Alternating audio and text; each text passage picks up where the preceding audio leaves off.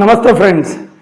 ఎన్టీఆర్ గారి డ్రాగన్ సినిమాకి సంబంధించి అప్డేట్స్, ఆ సినిమాకి సంబంధించిన న్యూస్ ఎప్పటికప్పుడు తెలుస్తుంటే అభిమానులకు పిచ్చెక్కిపోతుంది.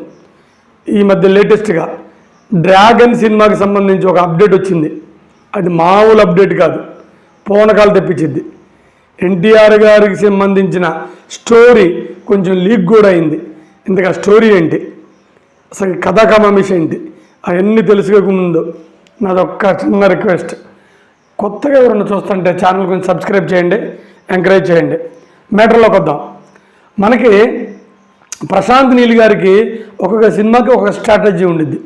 ఫర్ ఎగ్జాంపుల్కి కేజీఎఫ్ తీసుకుంటే అతను ఒక దాని ఏమంటారు, డాన్, పోలీస్ స్టేషన్లో పేల్చేస్తాడు, డాన్లను చంపేస్తారు. అలాగనే మన సలార్లో తీసుకున్న ప్రభాస్ గారు ఒక ముద్ర వేస్తారు. ఆ ముద్రను చూసి పోలీసులు కూడా భయపడతారు. ఏదో ఒక గొప్ప ఎలివేషన్స్ ఉంటాయి. అయితే మన ఎన్టీఆర్ గారి సినిమాలో ఏవి కాకుండా ఒక గొప్ప ఎలివేషన్ తీసుకున్నారు.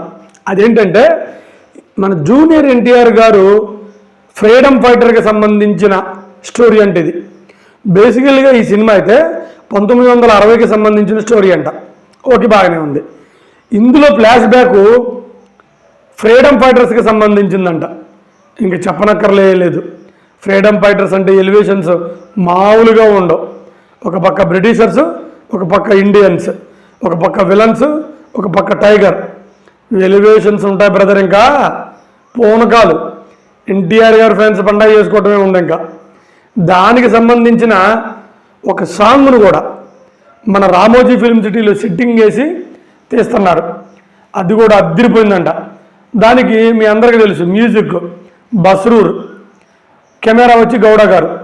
ఇలా ప్రశాంత్ నీల్ గారికి సంబంధించిన ఫ్రెండ్స్ వీళ్ళందరూ ఒక మంచి కథను అనుకొని ఒక అద్భుతంగా తీస్తున్నారంట. మీరు అనుకోవచ్చు ఫ్రీడమ్ ఫైటర్ అయితే ఎలివేషన్స్ ఏముంటాయని. ఎందుకుండవు? మన ప్రశాంత్ నీల్ గారు మామూలుగా అయితేనే ఎలివేషన్స్కి తక్కువ ఉండదు.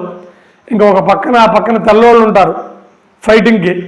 ఇక హీరో గారు ఎలివేషన్ చూడండి ఏ రేంజ్లో ఉంటాయో. అందుకే పైగా ఆ పాటలో కూడా వందే మాత్రం వందే అనే ఒక వందే మాత్రం అనే బీజియం వచ్చిందంట. సో దీన్ని బట్టి మనకి ఫిల్మ్ నగర్లో న్యూస్ ఏంటంటే ఇది ఫ్రీడమ్ ఫైటర్కి సంబంధించిన ఫ్లాష్ బ్యాక్తో 1960కి సంబంధించిన సినిమా అని అందరూ గుసగుసలు చెవులు కొరుక్కుంటున్నారు. అందుకే ఎన్టీఆర్ గారి అభిమానులకి నిజంగా ఇది పండగగానుంది. దేవర తర్వాత వార్ 2 తర్వాత వార్ 2 అతను సెకండ్ హీరో లేదా ఏదో అనుకోండి. దేవర తర్వాత వస్తున్న మెయిన్ స్ట్రీట్ డ్రాగన్. అందుకని దీనికోసం అభిమానులు అద్భుతంగా ఎదురు చూస్తున్నారు. ఈ సినిమా జూన్ 25, 2026 అంటే ఇంకా సంవత్సరం ఉంది. ఈ సంవత్సరంలోపు ఇంకా ఎన్ని తింటామో, ఏమేమి ఆనందాలు మీకు వస్తాయో వెయిట్ చేయండి. నమస్కారం. జై సౌత్ ఇండియన్ సినిమా.